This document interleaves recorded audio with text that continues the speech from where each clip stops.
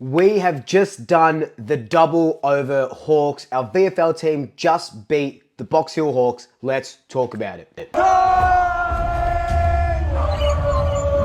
So before we do jump into it, there are some hoodies left still, some bucket hats, and some normal caps, which I absolutely love, and these bucket hats. And, you know, it's just a really good way to support the channel. Obviously, you know, I'm doing this full-time. So, you know, that's just a good way to support the channel. And it would just mean the world to me. I'll get those sent out as soon as you order them. But yeah, if you could support the channel that way, if you could subscribe, if you could share these videos around, go onto Instagram, subscribe on here. It'd just mean the world to me, and it'd help me keep doing what I'm doing because I absolutely love doing this. Now, let's talk about the VFL Magpies. Mate here in Hayes, who turns around. He's lining up for goal number 4, but it's just hooking away and in for a minor score. So the VFL Pies took on Box Hill Hawks, and we won by 17 points. We saw the debut of our 2 mid-season drafts in Noah Howes and Rowan Steele. We'll talk a little bit about their performances later, but this was just a really good performance. We got back onto the winners list after, you know, that smashing last week against the Kangaroos, which wasn't really what, you know, our VFL team is about. But you remember that they had 16 AFL listed players. We only had 8 because a lot of them played in the AFL in the seniors. So they come back. There was a raft of changes. You know, Mason Cox is down, Will Hayes, Will Parker. You know, Tom Mitchell is still there. So a lot of AFL senior listed players playing, and we just absolutely dominated the Hawks from the second quarter onwards. To the goal square. Again, they sit it on the head of Howes. Oh, McDonald mown down. Umpire right there said he got rid of it legally. Collingwood play on and kick a goal. And I reckon you can put that down to the birthday boy, Tom Mitchell, who was in a great spot to put it on his left boot.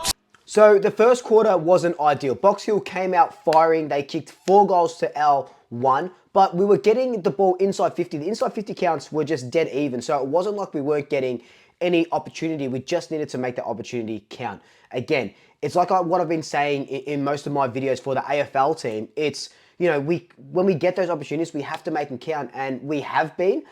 We have been being really efficient inside 50. This first quarter, we weren't too efficient, but the story changed after quarter time, because in the second quarter, we put on 6 goals to Hawthorn's 2. We started cutting back that deficit, and we just shifted the momentum, shifted the inside 50 count, shifted our mentality. Tom Mitchell kicked his first goal in 448 days. That made me smile. Like, he is just banging the door down to be able to play AFL footy. And I know Ned Long is probably keeping him out of the side at the moment, but he is doing everything right. And this is the Tom Mitchell aura that me and Dutchie were talking about on our podcast, the Dutchie and Swoop Show, which you can find on Spotify and Apple Podcasts just by searching the Dutchie and Swoop Show. And obviously on YouTube. That'll be every Wednesday night. And we'll know when he's ready. Well, and that's the thing. Like, he doesn't, at the moment, like watching a lot of the VFL now, he doesn't have that Tom Mitchell aura about him. And I think that's just a confidence thing. Like, being out of the game, and it's all foot injuries. But you can see that he's slowly building himself up. You know, first game he had 50% of game time, and then the last 2 games has been, you know, full game time, managing minutes as well. But he hasn't taken the game by the scruff of the neck yet, like he usually does, and which he's trying hard, but it's not quite getting the results just he have to wants. push through You this just sort have to of push area. through it, and all of a sudden Yeah. he'll get through the other side, and he'll go, "Shit, I'm back," and he'll know, and everyone will know when he's back, and then the coaches will go, "He's ready." In that quarter, Mason Cox kicked 2 of his 3 goals, and Will Hayes kicked a very, very nice dashing goal. Will Hayes, after his debut, has got a little bit of pep in his step. He finishes the game with 3 goals as well, and he could come in for a shooter after, you know, shooter's hamstring, and we could see Will Hayes on the big stage again when we take on the Demons next week. In the third quarter, Cox and Hayes kicked their 3rd goal each, so we started, you know, wrestling that momentum. The Hawks were sort of trying to come back, and in the 4th quarter, after a long pause because of a Box Hill injury, Ned Reeves kicked 2 quick goals in succession, and it looks like Hawthorn were nearly like about to bang and get on top of us.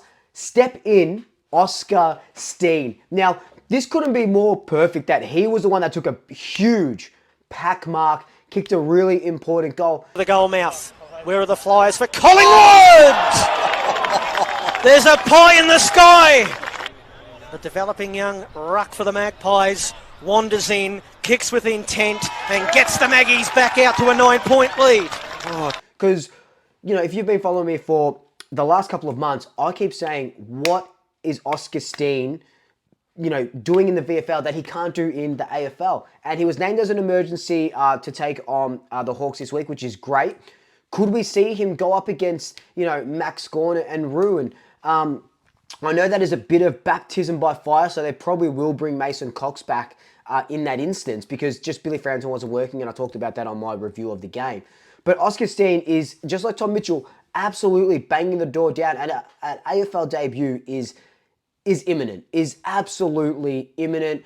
Brady Gray then goes and kicks the sealer. We win by 17 points. We are back on the winners list. And our VFL team are flying. They're going under the radar a little bit, but they're doing very, very nice things. And like I keep saying, you need your VFL to be winning and competing at the pointy end of the year, because you want to play finals and you want your AFL side to have a look at that VFL side and say, if I'm not performing, you know, towards the end of finals, these guys can come up, just like John Noble, Markov, you know, what happened in 2023. It's pretty well home and hosed, isn't it?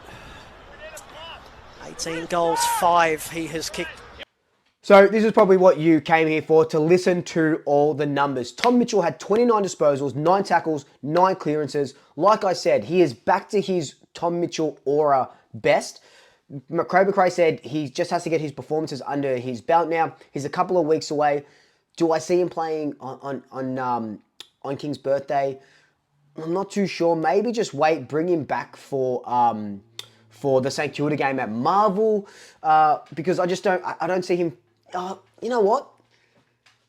Does he need one more good Tom Mitchell aura game? That's the big question. Does he need one more good game, or has he put together a clump of 4 games that we go, okay, let's see what Ned Long and Tom Mitchell look like in the same team? Like I said before, Will Hayes, Mason Cox both kicked 3 goals. Mason Cox also had 6 score involvements, a bunch of hit-outs, so he was doing nice things, and that's what you want to see. You want to see Mason Cox go back to the VFL and dominate. He has had just not a good run in the AFL at the moment. He comes back to the VFL and he dominates. I think that was his first VFL game since round 5 or something like that. I think that was the Coburg game that I went to.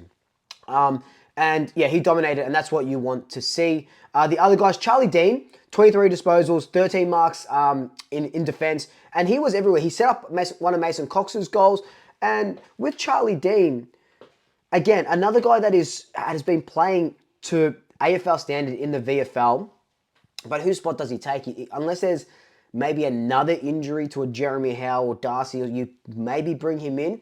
But then you've got to think Braden Maynard's going to come back into this team soon. So Charlie Dean is just biding his time at the moment. Harry DiMattia, 25 disposals, 9 inside 50s, and his drive and his run was just immense. And again, another guy as an inside mid that is playing AFL level football in the VFL. But again, who are you going to drop? You can't drop anyone that's playing an inside mid. Because Ned Long is playing too good. The only guy that I could see maybe taking a step back is Lockie Sullivan, but they play different roles.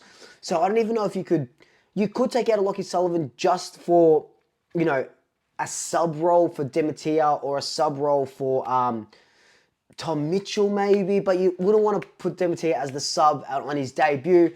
I would hate to be a selector. Order already, left foot kick to the goal mouth, standing his ground and taking a great mark. And I said I'll talk about our new mid-season recruits. So big shout out to Rowan Steele, just up and down that wing. What did he have? He had 20-something disposals. Did really, really well actually for his first game in the Collingwood system.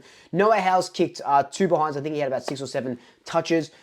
In saying that, could Rowan Steele be Lipinski's changeover? You know, Lipinski out, Rowan Steele in. I know Lipinski, you know, sometimes he's on the wing, bit of a higher forward. They've put Ed Allen on the wing a little bit now. But could we see Rowan Steele debut King's birthday in place of Lipinski on the wing and maybe bring in Steele and Hayes, which would be absolutely nuts. Could you... That's my prediction. That is my prediction. So up next, the Pies take on the Demons at Whitten Oval on Saturday, June 7th at 7:10. I'm going to try and get there if I can. Just got to keep that momentum going. Did you watch the VFL? Who do you think is going to play in the AFL next week? Remember, we've got two big outs next week, Lockie Schultz and Patrick Lipinski. Let me know your thoughts down below. But until then, like, comment, subscribe, tell your family, tell your friends, tell your pets. And until next time, double shackers. I'll swoop you later.